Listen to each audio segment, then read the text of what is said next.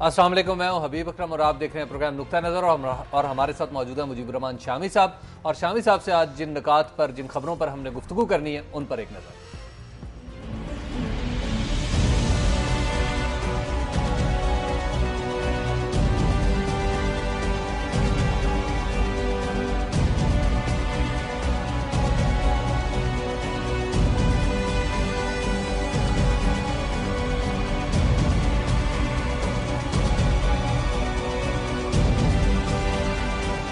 General assembly में अपने खिताब में सदर आसिफ अली जरदारी ने मुस्लिम उम्मा के मजहबी अकायद के खिलाफ नफरत फैलाने की शदीद मजम्मत की है। सदर जरदारी ने अपने खिताब में बैनुल अक़वामी कम्युनिटी से मुतालबा भी किया कि वो इस्लाम समेत किसी भी मजहब की तौहीन करने वाले अफराद को सजा दें।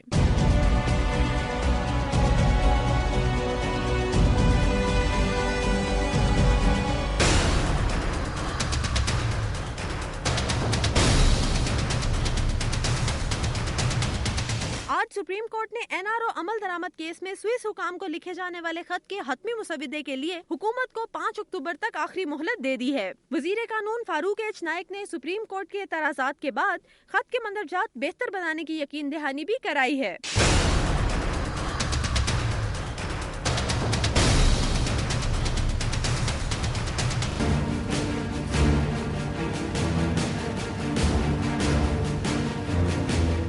इमरान खान तहरीक इंसाफ में नईम चड्ढा की शमूलियत और शीरी मजारी के इस्तीफे पे कहते हैं, जो नजरियाती तौर पे हम रह जाएंगे और अगले 3-4 महीने में आप देखेंगे कि पार्टी और मजबूत होगी, क्योंकि जब ये पार्टी नजरिए पे जीतेगी, ये कैंडिडेट्स के कंधों पर नहीं जीतेगी। बिजली के बिलों पर इमरान खान का कहना है, हम अपने किसानों के साथ खड़े हैं और पूरी इस वक्त तहरीक चलने वाली है देहाती इलाकों में कि ट्यूबवेल के बिल ना दो, सिविल नाफरमानी की तरफ जा रही है। वो वैसे ही नहीं दे सकते।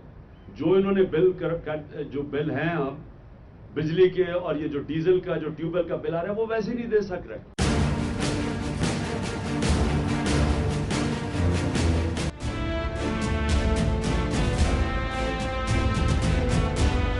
आज बाबाए जमहूरियत नवाबजादा नसरुल्लाह खान की 9वीं बरसी मनाई जा रही है। नवाबजादा नसरुल्लाह खान की पाकिस्तानी सियासत में जमहूरियत की बहाली और आमरीत के खिलाफ जिद्दोजहद के लिए कुर्बानियां हमेशा याद रखी जाएंगी।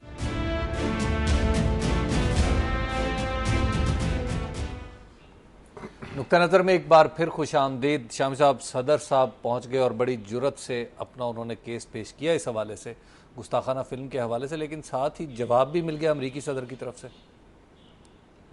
नहीं, जवाब तो नहीं मिला।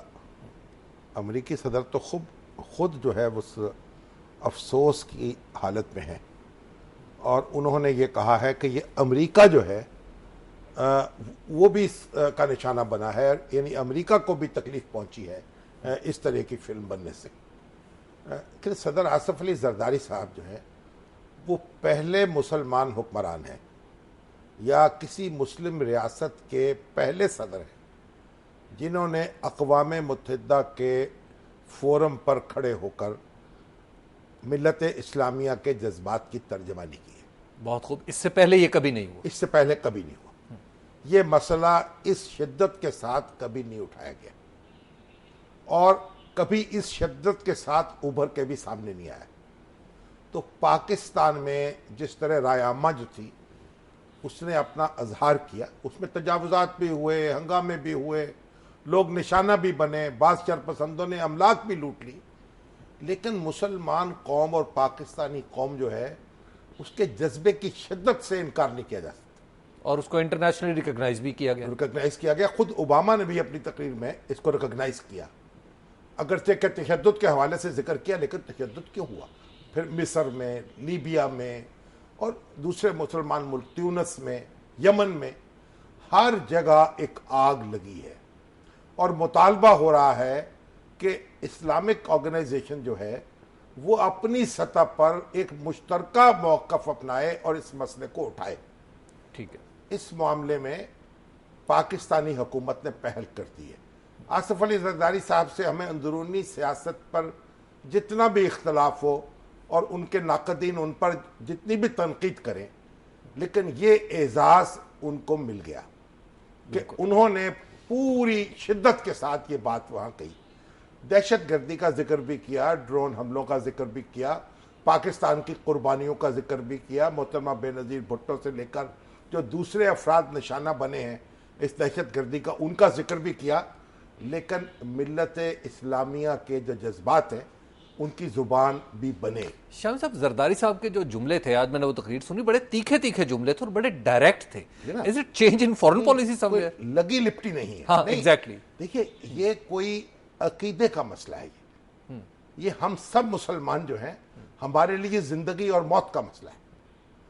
पाँव की ठोकर पे रखता हूं जलाले खुसरवा, मेरे आका मेरे मौला रहमतुल्लिल आलमीन। तो ये तो वो मामला है। अदब का हेस देरे आसमां अर्श नाजुक तर, नफस गुम करदा मी आयत जुनैदो बायदी नहीं जा, कि अर्श जो है उसके बाद अदब का हेस देरे अर्श से नाजुक तर मुकाम है ये, बिल्कुल, जो मुकाम मुस्तफ़ा है। तो यहाँ तो आप ऊंची आवाज से दरबार मुस्तफ़ा में बोले तो आपके सारे आमाल जो हैं वो ज़ाया हो जाते हैं। यानी ये अदब है और ये एहतराम है। और हर मुसलमान का ये अकीदा है कि जब तक रसूलुल्लाह सल्लल्लाहु अलैहि वसल्लम को वो अपनी हर चीज़ से, अपनी ज़ात से, अपने माँ से, अपने बाप से, अपनी अमलाक से, अपनी औलाद से अजीज तर न समझे, उसका ईमान मुकम्मल नहीं हो सकता। तो ये तो बिल्कुल, इसमें तो कोई दो राय हो नहीं सकती। और जो कुछ उन्होंने कहा बिल्कुल दुरुस्त कहा। और ओबामा जो है, उनकी जो तकरीर है उसमें भी कोई एक तासुफ है, ठीक है, उनका एक अपना नुक्ता नज़र है। उन्होंने बयान किया कि हमारे यहाँ आज़ादी राय की हदूद है, उसका जो उसकी आज़ादी है, आज़ादी अजहार है, उसकी वजह से हम उस तरह की कानून साजी शायद नहीं कर सकते या इक़दाम नहीं कर सकते। लेकिन फिर वही सवाल पैदा होता है कि देखिए, होलोकॉस्ट जो है वो तो उसका तो जिक्र कि यहूदी 60 लाख नहीं मरे, 50 लाख मरे थे, ये भी कह दिया जाए तो उन मुआशरों को नागवार गुजरता है। और एक देखिए, जमहूरियत का बुनियादी जुज है हत्क इज्जत का कानून। ठीक, किसी एक शख्स की ज़ात को कोई नुकसान पहुंचे, उसकी शोहरत को नुकसान पहुंचे, उसके लिए मुकदमे किए जा सकते हैं, लाखों डॉलर मुआवजा मिलता है। तो ये जो वहाँ की सोसाइटीज़ हैं मगरिब की, उनको गौर करना चाहिए। खुद उनके अपने मफाद में भी है, क्योंकि मुसलमान जो है ना, अब सिर्फ एक खारजी मसला नहीं है, उनका दाखिली मसला भी है। और ओबामा ने भी ये कहा कि लाखों मुसलमान वहाँ मौजूद हैं, और जो वहाँ ऐसे लोग चंद हैं, वो देखिए उनको भी हमायत नहीं मिल रही वहाँ की। पूरा अमेरिका उन पागलों की पुष्ट पे नहीं खड़ा हुआ। अमेरिकन हुकूमत ने, अमेरिकन सोसाइटी ने बहैसियत मजमुई उसकी मजम्मत की है, उसे पागलपन करार दिया है। हत्ता कि उसकी एक अदाकारा ने उस पर मुकदमा किया। ये भी हमें एतराफ करना चाहिए। लेकिन ये जो पागल लोग हैं, ये अमनो अमान दुनिया का दरम बरम कर रहे हैं, ये दहशत गर्दी को फरोग देने का सबब बन रहे हैं। तो हम यहाँ कहते हैं दहशत गर्दी के खिलाफ जो जंग है, ये उसका एक हिस्सा है कि आप अखलाक के दायरे में रहते हुए, ठीक है, आप तनकीद करें, अपने नुक्ता नजर का इजहार करें। आप मुसलमान नहीं है ना, तो आपको हक है मुसलमानों पर एतराज करने का। जब ये मसला शुरू हुआ था तो आपने कहा था इस मसले को पहले इंटरनली तय किया जाए और फिर इंटरनेशनली उठाया जाए। अब वो मंजिल तो आ गई कि इंटरनेशनली उठ गया और हमारे सदर ने उसको उठा दिया। Now what next? देखिए, हमें इस्लामिक कॉन्फ्रेंस की सतह पर ये काम करना और एक अपना नुक्ता नजर वहां पहुंचाना है अहले मगरिब को, मार धाड़ से नहीं, दलाइल से उनको समझाना है ये बात कि ये अमेरिका के अपने मफादात को, यूरोप के मफादात को नुकसान पहुंचाने का बायस बनेगा। हमारे दानिश्वरों को देखिए, अभी तो ऐसा भी नहीं हो सका कि कोई एक मजमून, कोई एक इश्तहार हम अपने नुक्ता नजर के मुताबिक लिखें और छपवाएं वहां के मीडिया में, हमारी बात वहां पहुंचे, हमारे डेलीगेशन वहां जाएं, उनके दानिश्वरों से मिलें, उनके एडिटरों से मिलें, हमारे वकील जाएं, हमारे दानिश्वर जाएं, हमारे मीडिया के लोग जाएं। तो ये काम जो है मुसलसल करने का है, ये वन डे मैच नहीं है, इवेंट नहीं है, प्रोसेस है। एक प्रोसेस है। शम्स साहब, एक ब्रेक का वक्त हो गया और ब्रेक के बाद हम गुफ्तगू कुछ दीगर मौजूआत पर भी हैं और उन पर भी करेंगे। खासतौर पर एनआरओ बहुत ही दिलचस्प मौजू, दिलचस्प हैसियत इख्तियार करता जा रहा है, उस पर भी बात करेंगे। आप देखते रहिए।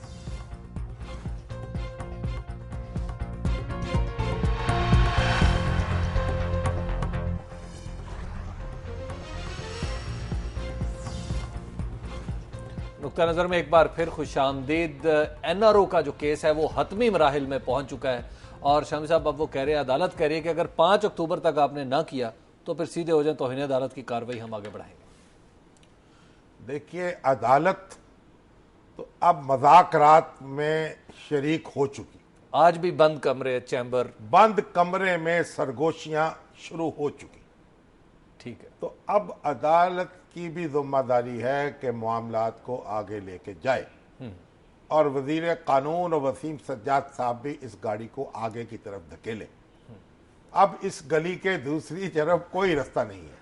नहीं, लेकिन फारूक नाइक साहब अगर इसको डिले करना चाहें तो अब उनके पास डिले एक क्या करना? अखलाकी जवाब भी तो आ गया ना। मैंने तो पहले भी अर्ज किया ना कि अदालत ने बेजा तकल्लुफ किया है।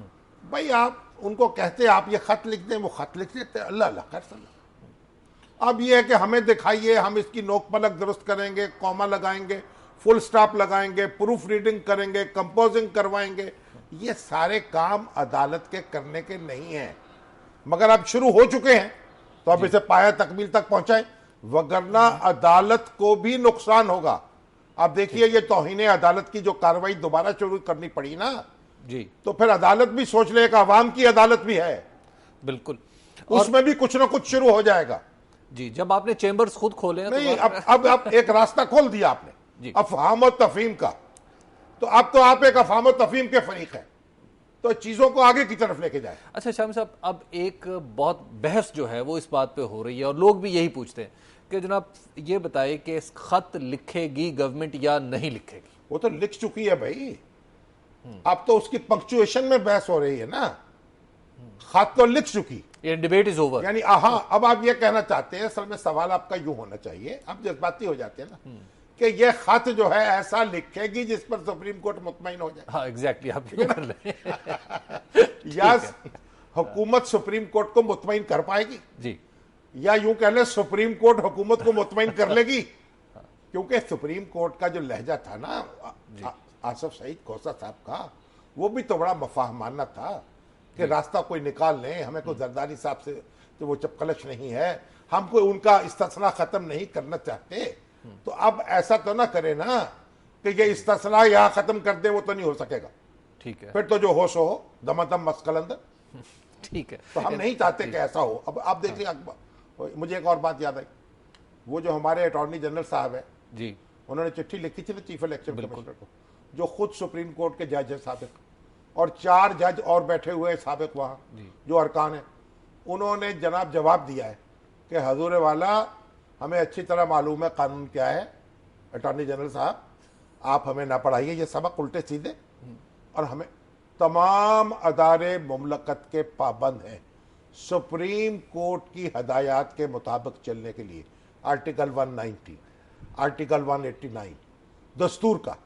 तो इसलिए अब तसल्ली तो हो गई होगी ना। कल आप कुछ दबे दबे इरफान कादर साहब से मुतासर हो रहे थे। जी मैं हो रहा था, लेकिन ये तो बड़ी शदीद किस्म की अवामी जुबान में शटअप कॉल आई है। शटअप कॉल तो होनी है पर जी, ये तो जब वो क्या कहेंगे, शिटअप।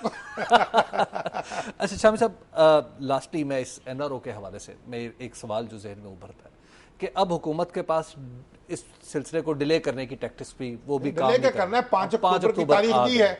क्या 5 अक्टूबर को हम कोई मेक और ब्रेक सिचुएशन की तरफ जा रहे हैं या एक सिंपल सिचुएशन की तरफ जा रहे हैं? हाँ ठीक है, खत मंजूर है भाई, मैंने तो ना कौवा पाला हुआ है ना को मेरे पास कोई और परिंदा है जी, तो अब जो होगा आप देख लेंगे। अब हुकूमत जो है उसकी भी जिम्मेदारी है कि अदालत को मुतमईन करे, और अदालत की भी जिम्मेदारी है कि हुकूमत को साथ लेकर चले। अब ये लड़ाइयां बच्चों की तरह लड़ाइयां नहीं होनी चाहिए, और जब एक ब्रॉड प्रिंसिपल तय हो गया तो बस आगे चले। अब ये देखिए ना, नुक्ता इधर लगाना है, ये बड़े ये वो कैपिटल होगा या छोटा होगा, इस पे झगड़े करने की क्या जरूरत है। शाम साहब अगली खबर की तरफ चलते हैं, which is Tehreek Insaf. Again Tehreek Insaf में कुछ लोग आ रहे हैं, कुछ लोग जा रहे हैं। बड़े बड़े नाम पहले आ रहे थे, अब शीरी मजारी छोड़ भी गई। शीरी मजारी जो है बड़ी जबरदस्त खातून है।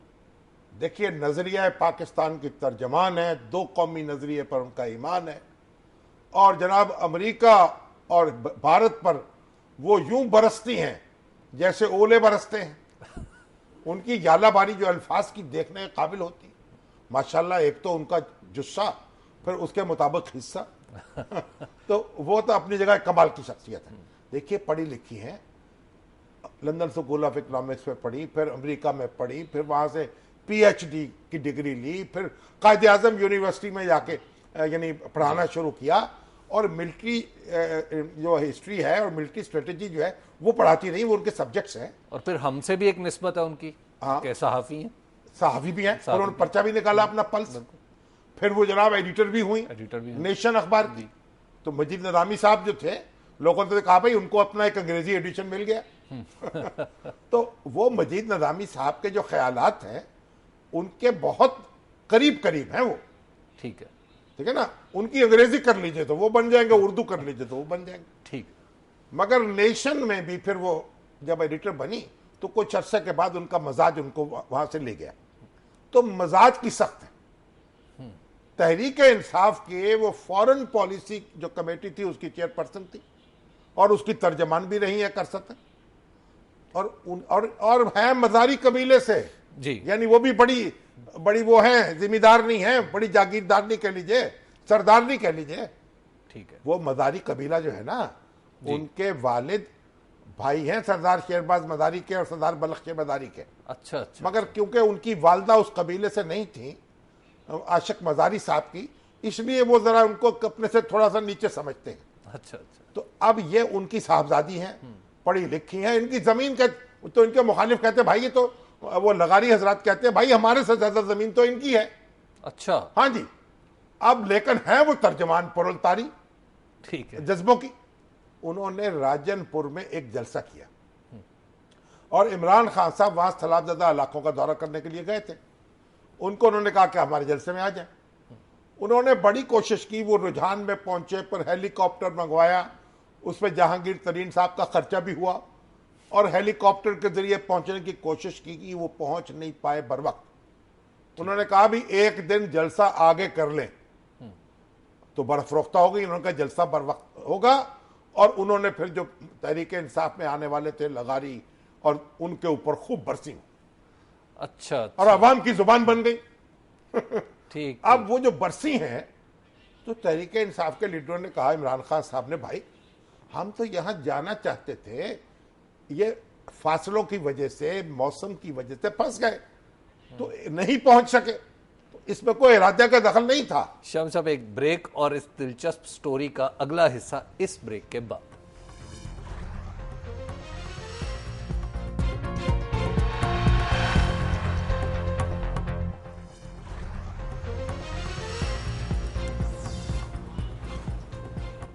नुक्ता नजर में एक बार फिर खुशामदीद। ब्रेक पर जाने से पहले शाम साहब बता रहे थे कि किस तरह नाराज हुई शीरी मजारी के एक जलसे में शिरकत नहीं हुई। अब नहीं, जलसे में शिरकत नहीं हुई तो वहां वो आग बगोला हो गई। उन्होंने बड़ी खूंखार तकरीर कर दी और इमरान खान साहब को भी ललकारा कि जनाब ये जागीरदारों को और लगारियों को और वडेरों को तो आप मिल रहे हैं, उनके लिए वक्त है, यहाँ आवाम के पास नहीं आए।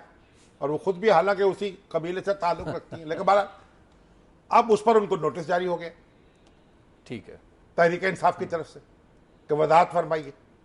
अब उन्होंने वजाहत फरमाने की वजह इस्तीफा दे दिया, ठीक। मगर उन्होंने फेसबुक पर यह लिखा है कि मैंने किसी जाती झगड़े की वजह से ये इस्तीफा नहीं दिया, ये पॉलिसी इश्यूज है, उन पर मेरा इख्तलाफ है, और अगर पार्टी इनको टैग कर ले तो मैं वापसी पर भी तैयार हूं, मैं तो कहीं और नहीं जा रही।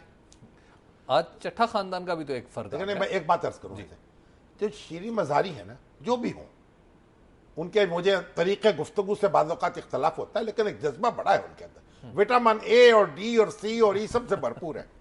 और इस मुख्तलिफ पार्टी जो नेशनल पार्टीज होती है ना, उनमें मुख्तलिफ शेड्स होते हैं ओपिनियन के, मुख्तलिफ नुक्ता नजर रखने वाले लोग होते हैं। ये रौनक थी तहरीक इंसाफ की, और उस वक्त से थी जब तहरीक इंसाफ बहुत बड़ी नहीं थी। हाँ, इतनी बड़ी नहीं थी। हाँ, ये उससे तो उस वक्त ये बड़ी थी। हाँ, इतना इनका जुस्सा था वो तहरीक इंसाफ से ज्यादा था। बिल्कुल। तो अब ये तहरीक इंसाफ को कोशिश करनी चाहिए कि ये मामला ठीक हो जाए, और मोहतरमा शीरी मजारी भी ये समझें कि जब इज्तिमाई जिंदगी में आप आते हैं तो जज्बात को जरा थोड़ा सा सलीका तरीका जो है वो देना पड़ता है। जी। तो नईम चट्ठा साहब, अब नईम चट्ठा साहब जो है, अब एक तरफ तो खबरें आ रही फला चला गया, चौधरी परवेज अलाई साहब अपना वापस ले गए, कोई मुस्लिम लीग नून ले गई।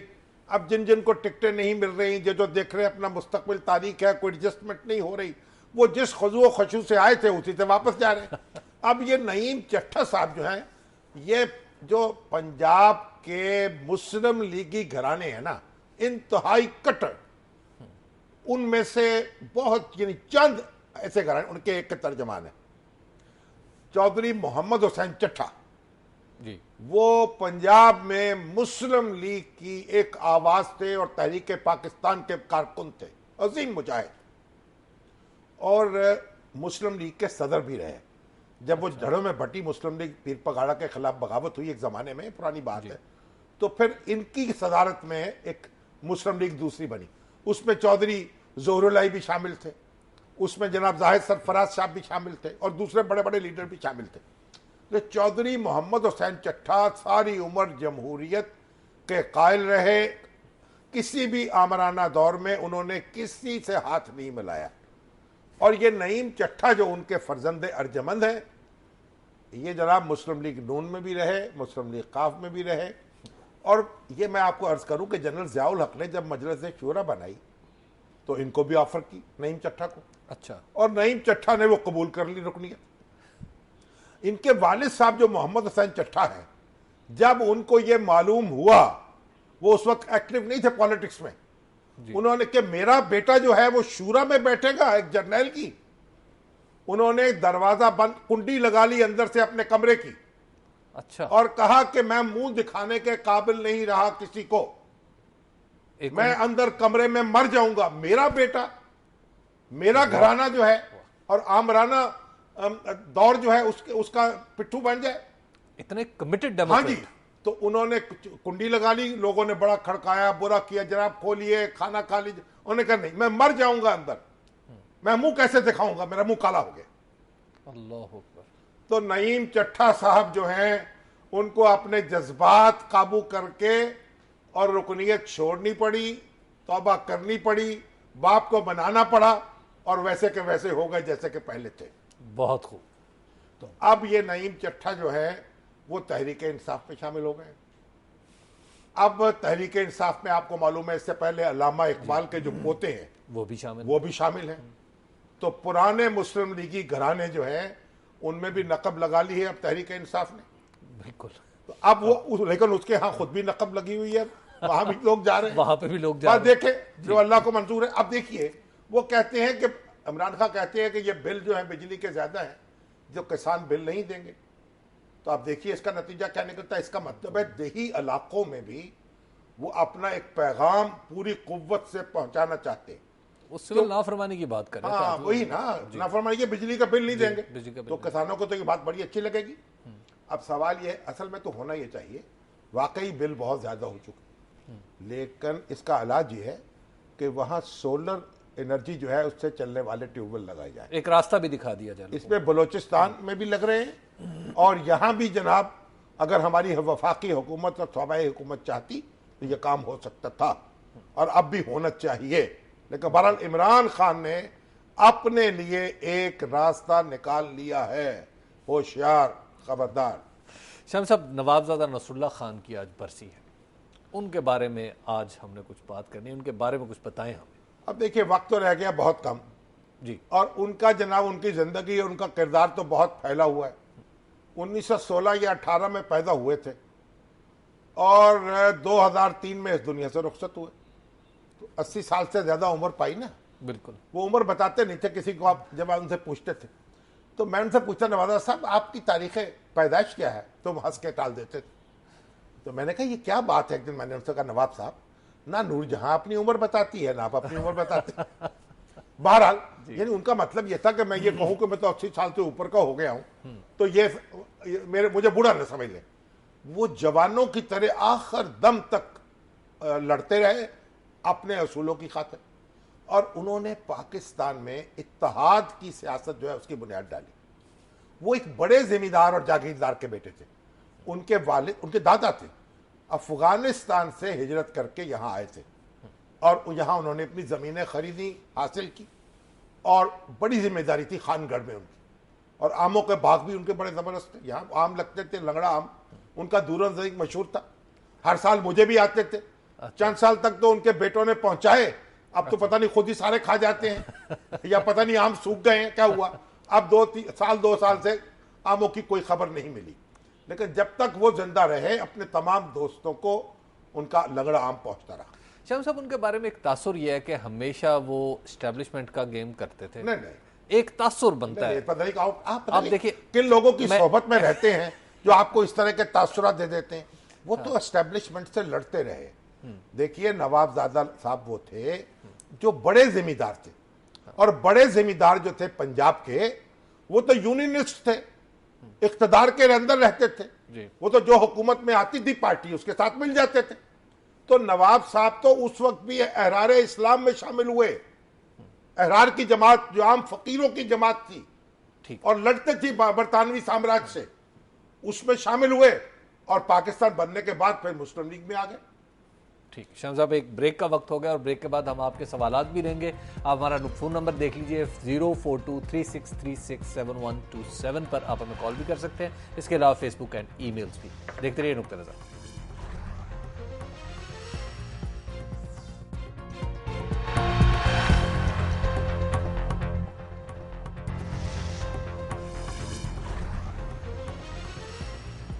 नज़र में एक बार फिर खुशामदीद। आपके सवालात लेते हैं, लेकिन शाम साहब, आप नवाजुद्दीन नसरुल्लाह खान साहब के बारे में बता रहे थे।